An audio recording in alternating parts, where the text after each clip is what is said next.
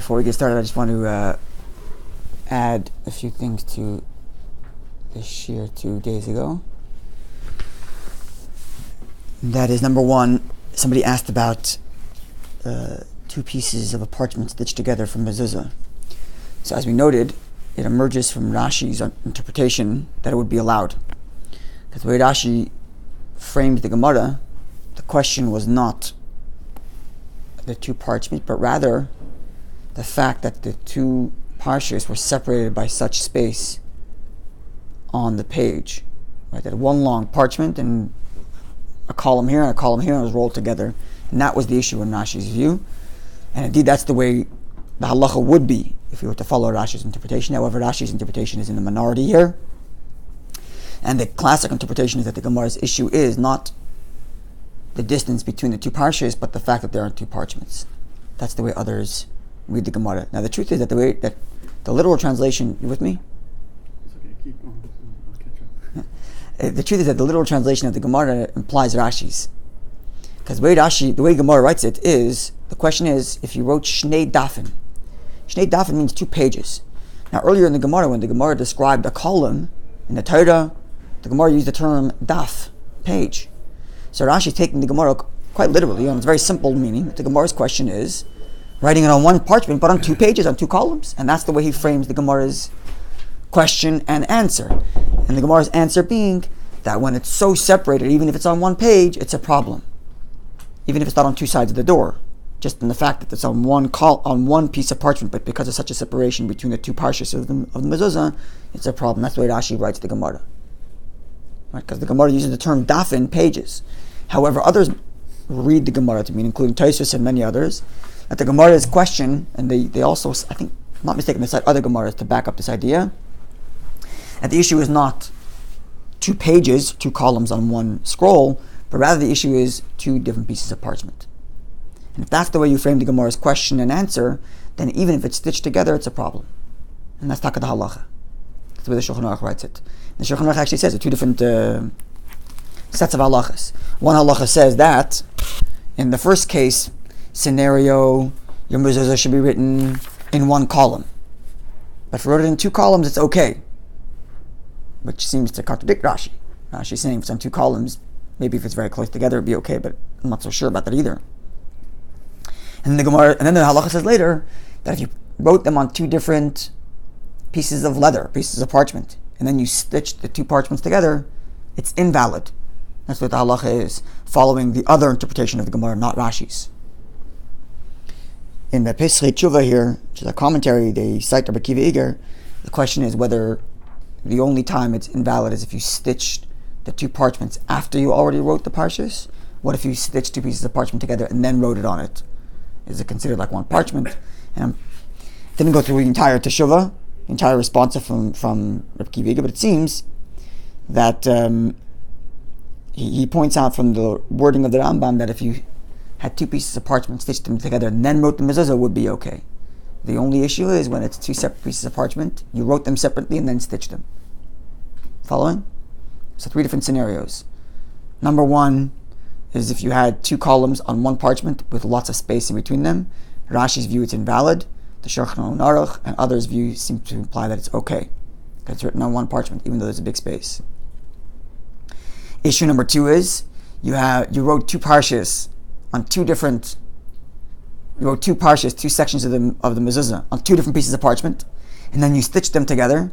In Rashi's interpretation, it seems like that's fine, because the issue is only space between the 2 sections, not the fact that they're written on 2 parchments. If they're stitched together, it's okay. However, other interpretation of the Gemara, and that's the Shulchan Aruch, that it's invalid. Scenario number 3, where you had 2 blank pieces of parchment, stitched them together, and then wrote the mezuzah, and half happened to be on 1 parchment and half happened to be another, but you stitched them before you started writing. So one could argue that before I started writing, it was like 1 parchment, even though it's 1 parchment mended of 2. Rabbi Iger seems to imply that is still kosher. And the halacha? I don't know, because he concludes here with tzarech iyun, which means still requires investigation. So I don't know what the halacha would be at the end. Have you seen anything like that practically? No. Mezuzahs are so small, like especially today, we literally have no parchment. We only have scraps, and we're desperate to find parchment. Today, you have parchment. Why not? That was the issue back in the day. Yeah. There would be no issue if the column ripped like this, right? And then you stitch it together. After it's already written? Yeah. After it's already written. It initially started as one parchment, and it ripped, but it was repairable with a stitch. Yeah. So we had this discussion before about the repairs, but that was with regard to a Sefer Torah. The Shulchan Aruch says as long as it's on one, it's just one dot, right? It's one page. So it started off with that, it ripped, but you put it back together. It seems so. Like Humpty Dumpty. If it was ripped.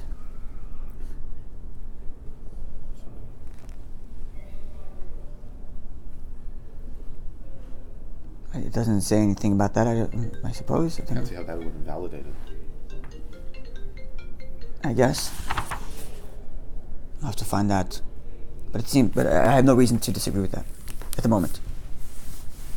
Okay, another thing I wanted to just clarify. I mentioned yesterday the story of the previous Rebbe saying that a room or a balcony that only had one entrance to the balcony, and yet the mezuzah was facing going inward because the door swung the other way. And he was asked, but how you got to the balcony? So I got those two stories a little mixed up, just to clarify. The initial story is from the Marash, which is the fourth Chabad Rebbe, Rabbi Shmuel of Lubavitch. And he had a room which had a few doors, all of which swung out. The hinges all went outward from the inside of the room, going outward, and he had all the mezuzahs. Like the shul. Like the shul. Okay. Yes, he had all the mezuzahs in the room going out. Right? Because we follow, Chabad follows Heketzir, the hinges, no matter which way the traffic is.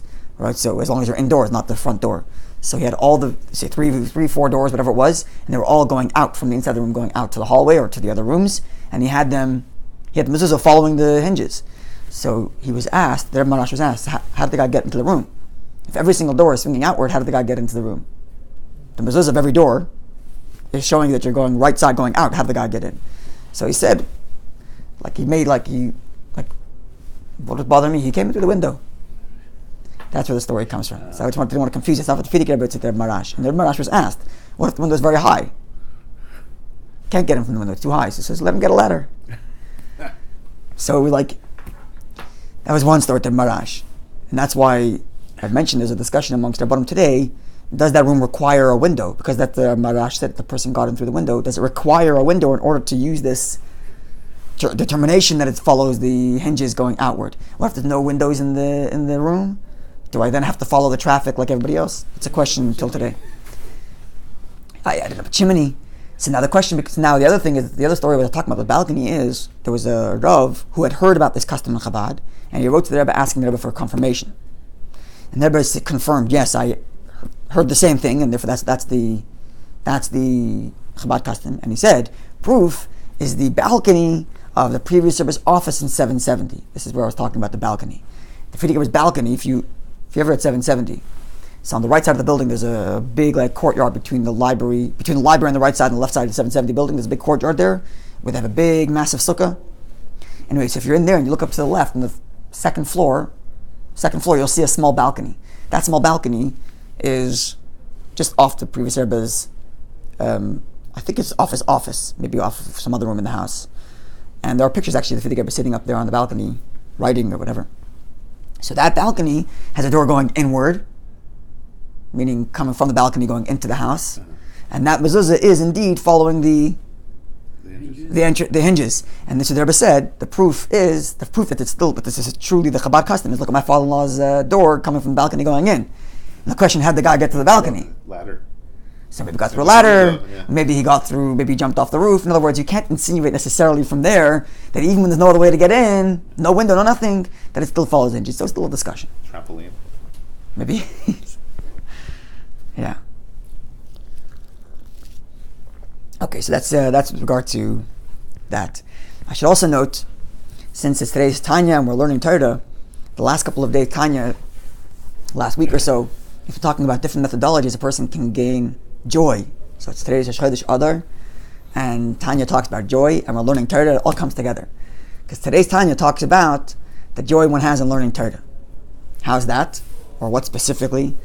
So the Alter Rebbe begins yesterday's Tanya talking about how we all know that our forefathers, the Avos, Avram, Yitzchak, and Yaakov, were known as Merkava. Merkava means a chariot. That is to say, just like a chariot has no independent will, it's only a vehicle for the conductor. So likewise, their forefathers were their minds and hearts were so transparently in sync with divinity that they were just the chariots, they were just the conduit for Hashem's presence. And then he goes on to say that although most of us don't experience that, we did experience that at Mount Sinai, which is why our souls expired, because it was too much to handle. So during Mount Sinai, we experienced this idea of just being a straight conduit of divinity, which is why, says the Alter Rebbe, which is why right after Mount Sinai, we were obligated to build a Mishkan, to build this sanctuary, to build a physical space in which this expression, this place of Hashem's being a place that from a portal through which Hashem can express His presence is in the sanctuary. Today, the temple is destroyed, says our sages, Ein Lela Kadosh Baruch Hu Ella Ta'al Mashal Halacha. God's sanctuary today is the 4 cubits of halacha. And therefore, says the Alter Rebbe, when a person considers the fact that my mind and my heart is not capable, like our forefathers, to be a translucent expressor, if that's a word, or a transmitter, a portal of divine truth, but Hashem afforded me the opportunity during my Torah study to become a sanctuary.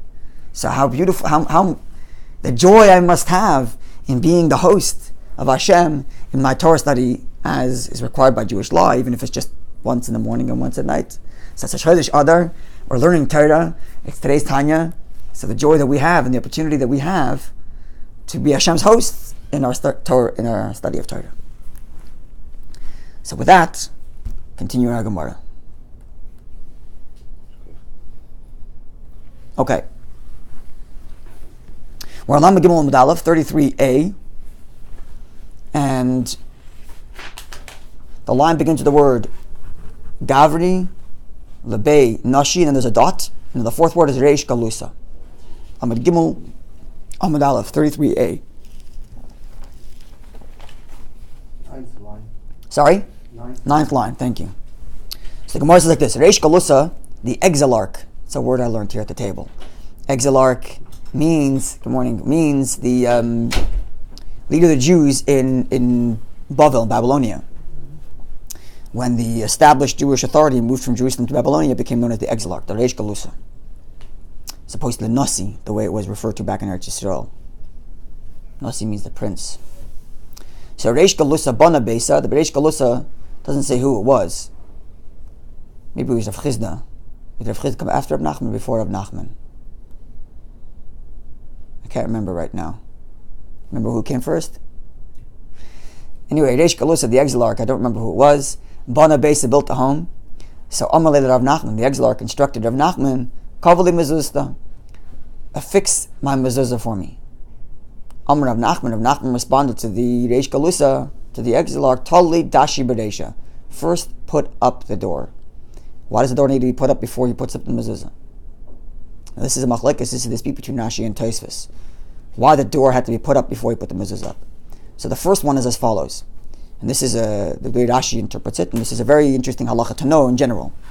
There's a prohibition called, the verse says, Ta'aseh, with respect to many mitzvahs, most if not. The halacha is Ta'aseh, which means you shall make it. Which means like this. The object of the mitzvah must be made with the intent of the mitzvah, and not pre-made. What does that mean, pre-made? So I'll give 2 classic examples. One is a sukkah.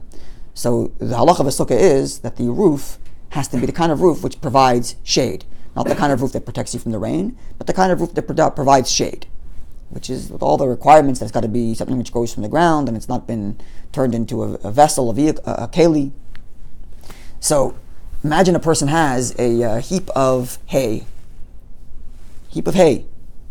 And you can't walk into it, it's a heap. But now you dig into it like a igloo into the hay. So you dig it out to the point that you can walk into it. So now you have, technically speaking, the roof is a sukkah, it's a schach, right? But that wasn't made, the schach wasn't made for shade, because when that schach was laid down there, it was on top of a heap. Now that the shade has emerged, now that the roof has emerged, it was min ha'asay, it's already made. Your roof was already made before you even made your sukkah. Right? So the halacha requires that you take off the roof and put the roof back on with the intent of making shade for your mitzvah. That's the halacha. Another classic example of Tasa Lemon Asai is halacha of tzitzis. So your tzitzis, right? The four strings. There's 8 strings that emerge at the end, but they're really only 4, right? Because they loop around the garment, right? So now imagine you had these 4 strings, right, were attached here at the top. So it's like a loop around the garment, and then I tied this all up, and then I went snip like that and separated them into 8. So when I separated them into 8, I already had my knots. So again, it's an issue of tasav lemon asai, where your mitzvah is already done when it becomes kosher, becomes fit at such a time when it's already been done, and you didn't make it for the mitzvah. So now, says Rashi like this: if you put up your mezuzah before the door, right? So now, by the time the door, so when is it obligated in mezuzah? It's only obligated in mezuzah when it has a door frame, and this one didn't have a door frame yet. So you put up mezuzah and then put up the door frame. So your mezuzah is already pre-made. You didn't put it up with the mitzvah. The mitzvah context came to the mezuzah after it's already up, therefore invalid. This is what Rashi says. Why Rav Nachman said, wait till you put the door frame up. Clear?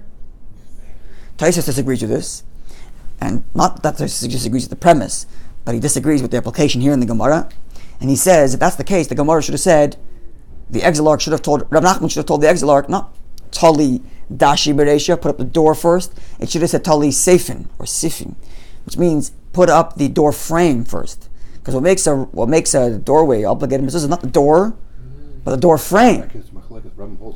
You do need a door. So this is the third opinion. Okay, wasn't aware of that. Thank you. At any rate, Taisa says we in our view, it needs to have a doorpost. Even without a door, you're still obligated. And therefore, Taisa says the Gemara should have said put up the door frame, not the door itself. Even though Taisa agrees with the premise that a mezuzah can't be made pre-made, it's got to be tasa. He agrees with that premise.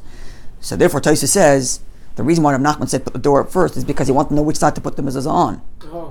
This must have been such a door between 2 rooms which have equal access to the public domain, and therefore the determining factor as to which side the mezuzah should go on is dependent on Heketzir, the way the door swings, as we explained 2 days ago.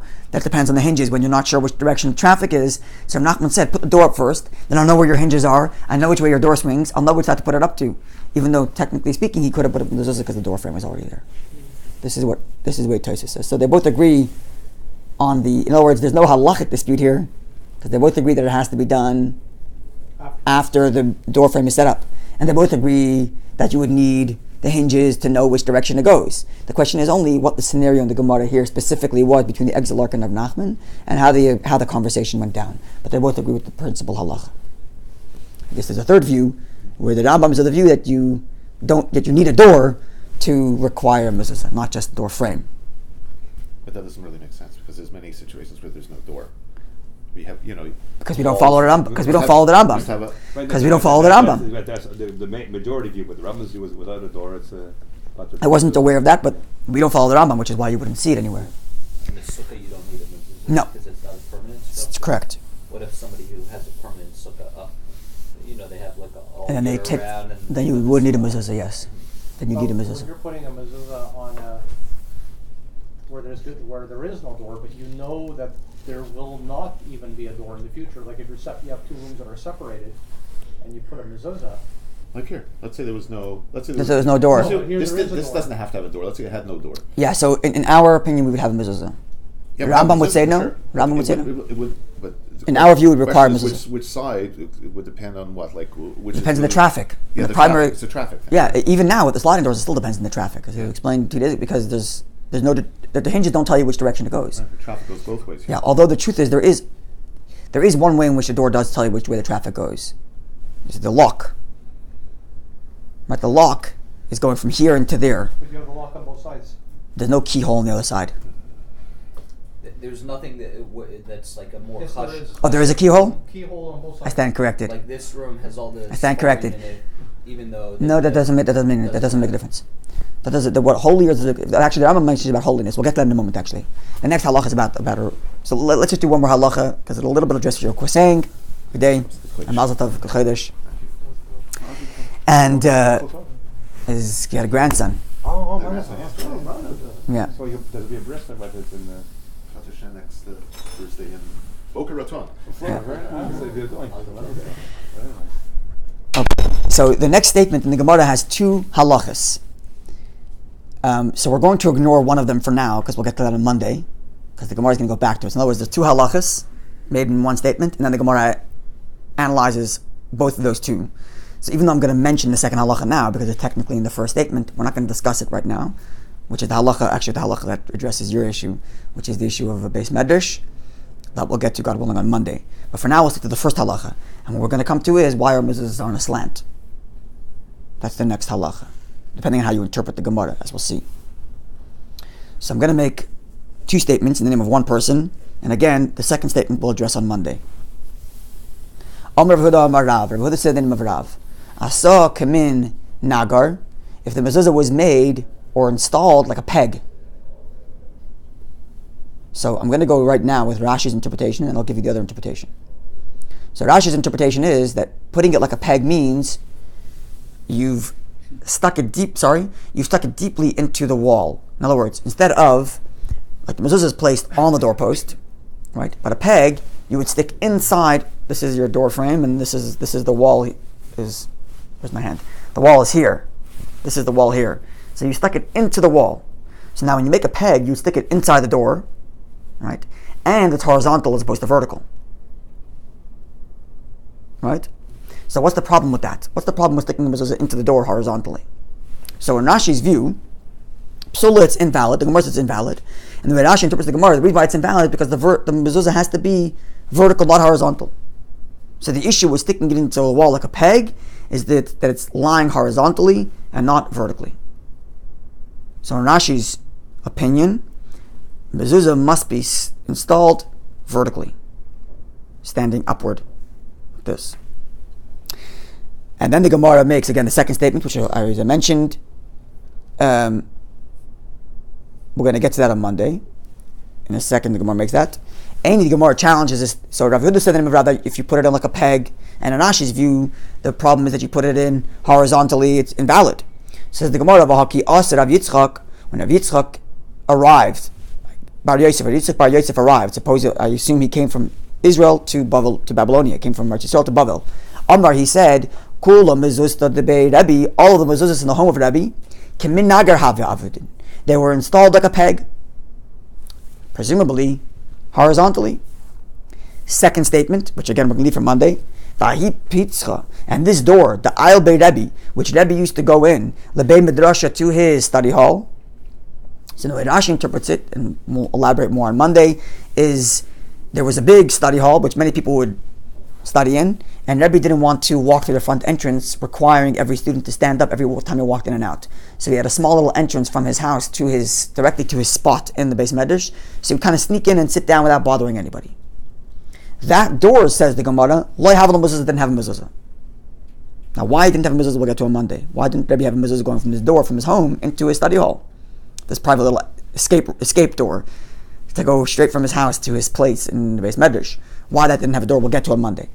But at the moment, the contradiction we're dealing with here is the first statement, which said that all of the mezuzahs in the home of Rebbe were installed like a peg. They were installed horizontally, presumably. So it's a contradiction. We heard this in the name of Rav, that horizontal is invalid. And here we have a statement, a testimony that Rebbe's mezuzahs were all like a peg, which presumably means horizontally. Says the Gemara, Loikash, this is no contradiction. Ha Davida ki sichsa. Here, when Rabbi Yehuda says that it's forbidden, he's talking about someone who makes a peg who's a professional. And professionals make their pegs horizontally deeply into the wall. And that's the problem. But, ha diavida, here, when the Gemara says that Rebbe's home all had mezuzahs like pegs, they were shaped like pegs. Ki istavria. I'm not sure to pronounce the word. I think that's how you pronounce it. Where it was made like an ankle. And an ankle is vertical. Namely, whether you install it vertically or you install it horizontally, both of them can refer to as a peg. Right? The question is where are you putting the peg? If you're putting it on the floor, it would be vertical. If you're putting it into the actual wall, it would be horizontal. But both of them can get the same term peg. And therefore, when the Yehuda said that if you put it in like a peg, it's invalid, he's talking about someone who put it horizontally. And when the Gemara says that Rebbe's mezuzahs were all put in like a peg, it means vertical. So in Rashi's view, a mezuzah must be put in vertically, standing straight up. Clear? Rabbi Natam learns this Gemara exactly in the reverse. And he says, if you put it vertically, that's invalid. Because the Gemara is unclear as to which one is, it doesn't say which one is what. It just says one is vertical, one's horizontal. Which one is the kosher one, the horizontal one or the vertical one? The Gemara doesn't say so clearly. It just says one's vertical, one's horizontal.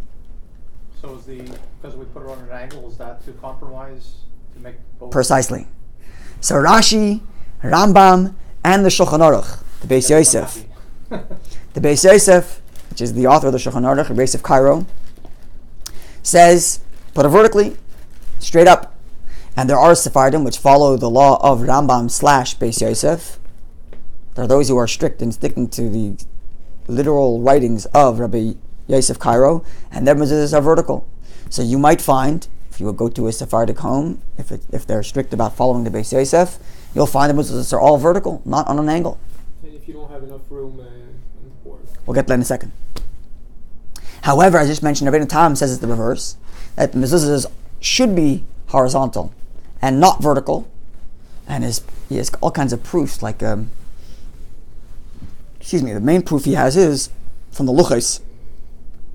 The Luchos, the tablets that Moshe Rabbeinu carried down from the mountain were actually a square, which means it could have been put either way, right? Either the words facing upward or the words facing forward, right? Because it's anyways a square. And however, it was set in the ark on its back, that is, the words facing up.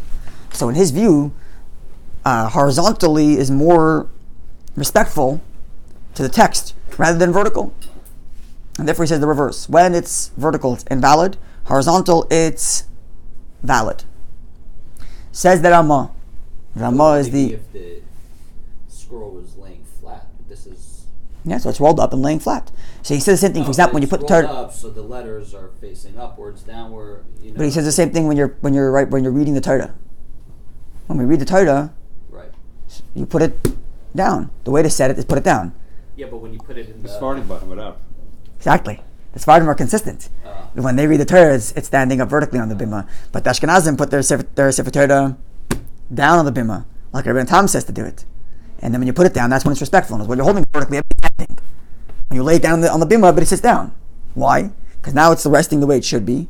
I think he even mentions, I can't remember whether this here or somewhere else, that there was a specific person who said that when I build my own ark, I'm going to make the ark big enough to lay the Torah horizontally and not have it stand up inside the ark like we have it.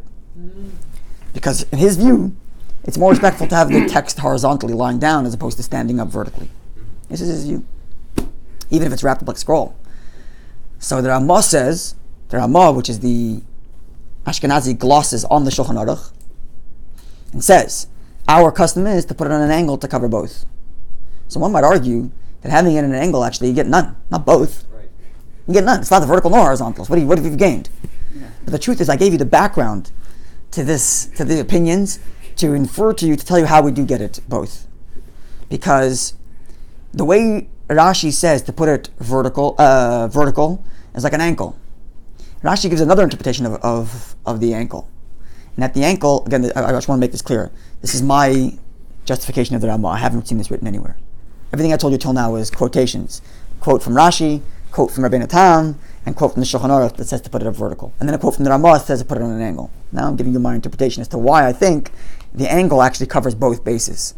Number one, because when Rashi says to put it up vertical, he gives two interpretations. Right? The Gemara says that when the Gemara describes vertical, it says ankle. So, one understanding of ankle is, here's the socket of the foot, the ankle's inside, so the ankle is straight. So I'm not including the socket as part of the description of the ankle. I'm just describing the thigh or the leg that goes into the ankle. Clear? Which is straight up vertical. However, if I incorporate the leg into the equation, and this is another version of Rashi, means that the mezuzah ends at the bottom a little slanted to the right than the top is. So if you look in Rashi, so there's two images on the right side, Rashi's commentary, there's two images. The first image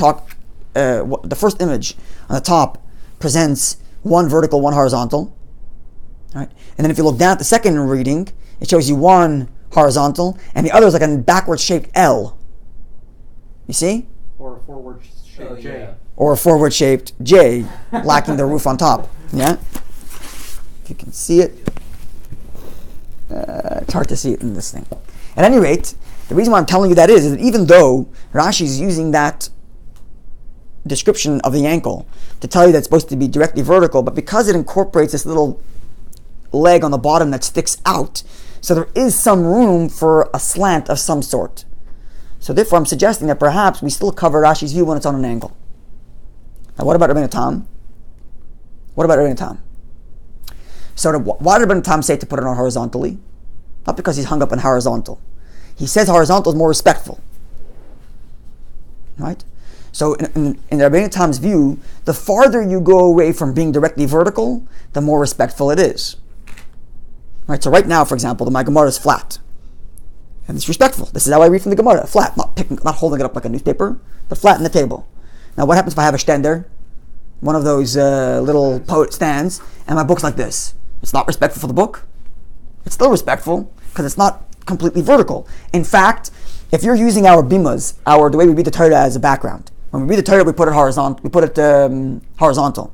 The bimas are not fully straight; they're on a little bit of an angle, implying that even while it's on an angle, it still has some element of respect in Rabbi Tam's views. That's why I gave the background to tell you that when it's on an angle, it's not just like you're ignoring both opinions.